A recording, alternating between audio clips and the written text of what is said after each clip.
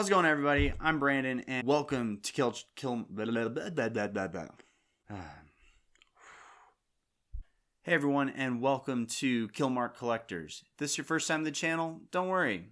It's my first time too, so you haven't missed much. Still has that new channel smell to it. This is going to be the first episode in a series of 4 videos, really geared to help you go from high sec into a lot of the in-game content that Eve Echoes provides. And to be honest, we're only 5 months out, something like that, and we're already at the end game, which is pretty awesome. But to do that, you have to get into Null, you have to get into some of these bigger alliances, and so in order to do that, it comes with its own set of challenges. So over the next 4 videos, I'm going to be talking about kind of some of the basics to help you get from your first ops, or your first move from high sec into Null, and then really kind of getting you started with some of the fleet combat meta that's currently in the game as I'm recording this in December of 2020. So let's undock and get started.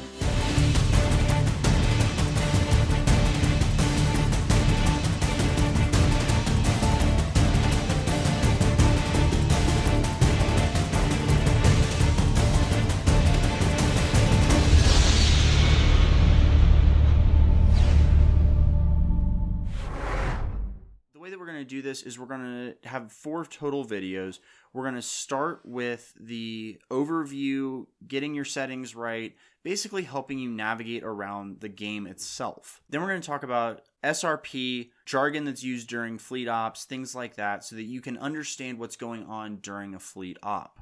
Third video is going to be your basic flying and really kind of taking your first steps into the actual combat and undocking with the fleet. Finally, we're going to talk small ships because, let's be honest, that's what most people are probably going to be able to fly right away. And so being able to understand how to give intel, how to fly those cheap frigates so that you can get a little bit of exposure without being a huge ISK sink. So with that, let's jump straight into it. Now, one of the important things to think about is that this is a game that's made on a mobile phone. And so while it's awesome to be able to have the ultra high settings and play in this beautiful universe that the devs have created, unfortunately right now, one of the biggest challenges that we have to date is the fact that the game settings themselves are often too much for a lot of phones, tablets, emulators to handle when there's 400 or 500 strips on the screen. Now, there's a couple of things that you can do to help minimize this, and so if we start and we go into the settings themselves,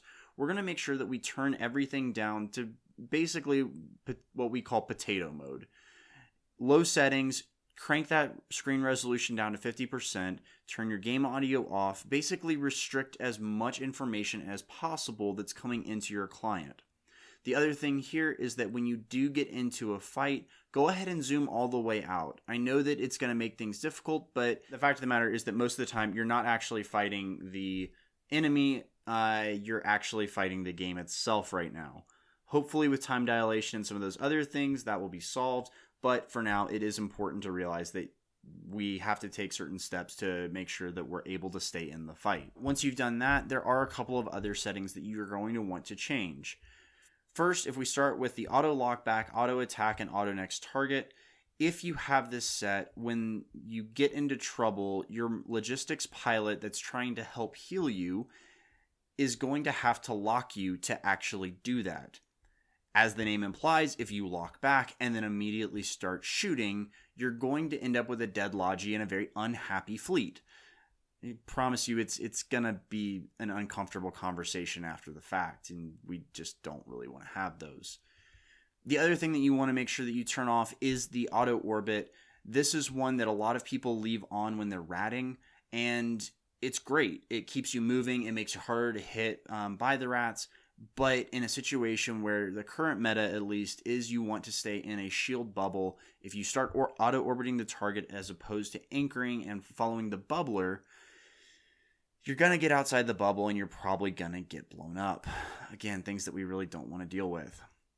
Other than that, it is really just kind of best practice to turn the rest of these off, but if you feel like you really need them, you can probably leave them on, I guess. I don't know. I haven't really played with them. All right, so that's the main settings that we need to change.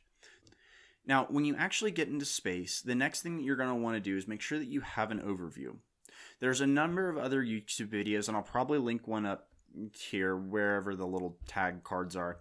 But you're going to want to figure out how to set up an overview or get one from a fleet mate or a corp mate or whatever.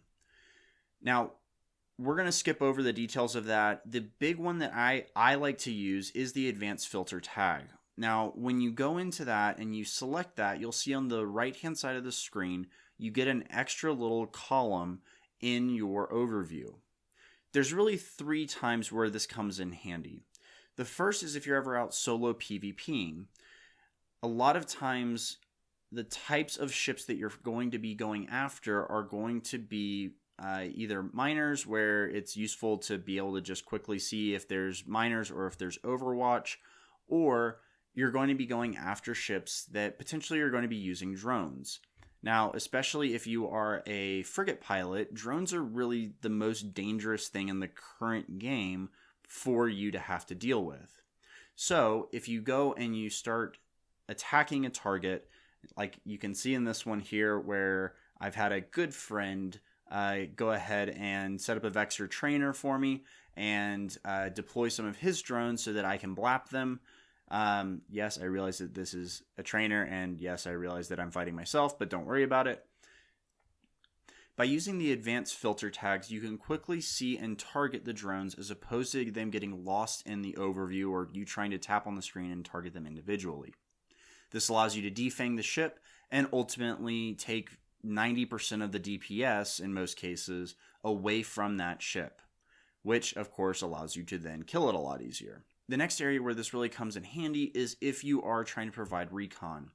Let's say that you jump into a gate camp, you see a bunch of ships, it's really hard to get an accurate count of what you're seeing or what you're facing if you don't have the advanced filter tags up. If you do have that up, you can quickly see that there's X number of cruisers, Y number of battle cruisers, and 3 random frigates, or whatever it is. Being able to do that and provide that intel for people coming up the pipe, or just being able to form a response can be vital, because then at least your corp mates know either what killed you or what you just ran through. And then finally, in big fleet battles, or even if you're ratting, being able to quickly sort and find your anchor is really, really useful. Now, most of the time, if you are in a big scale battle, it's better not to have your overview up, kind of what we were talking about earlier, with limiting the amount of information that's going on in your client. That being said, if you need to quickly re-find an anchor, you can go in, you can sort by cruisers, allies, and find the ship that you're trying to follow. Or if you're trying to find a specific enemy, let's say a logistics pilot, a scythe, you know that's a cruiser, you can very quickly go in and then try to find the enemy cruiser that you're supposed to be targeting. And then finally, the other thing just to note on that, you can also sort by names or distances. A lot of times, if you are going to be in a fleet, they will tell you what they want you to sort by.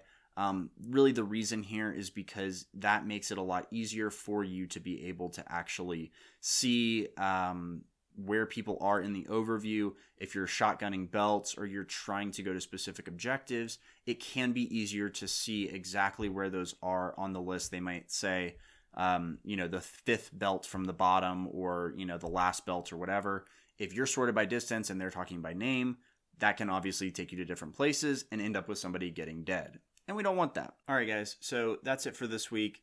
Before I let you go, one quick piece of homework to help you hopefully maybe get the hang of this. Go to a system that's highly populated. I recommend Jita, or however it's pronounced. Once you're there, go sit on the gate and play with your overview settings a little bit. I recommend go ahead and setting up your filter tabs so that you can see the different changes in the right side of the screen. As you watch ships come and go, you'll get a sense of how things change, the way that the overview works. Tap back and forth to see which ships are coming through, which ships are showing up in your icons and overviews, so that you can just kind of get familiar with seeing things pop up and quickly identifying what types of ships are what. This will help you just, again, get used to seeing things happen in the overview. regardless of what kind of PvP you're doing, you're going to need to be able to see what kind of ship you're fighting and if you should be able to take that fight. By understanding what kind of ships you're facing and being able to quickly identify those, you'll understand if you need to get the heck out of there or if it's something that you can try to blow up. So that's it for the first episode here. Thanks for joining me. If you enjoyed this, please, I would really appreciate if you just, hit the subscribe button that's down here, I think. I'm new to this. It's one of these two. You know where it is. It's fine. Don't worry about it. But yeah, go ahead and just tap that real quick. That'd be great. And if you want to actually get involved and test some of this stuff out for yourself, feel free to apply to the best corporation in the game. Not that I'm biased or anything. By checking out the Discord link in the description of this video. We're always looking for active pilots and would love to have you. So with that, until next time, fly safe, and we'll talk to you later.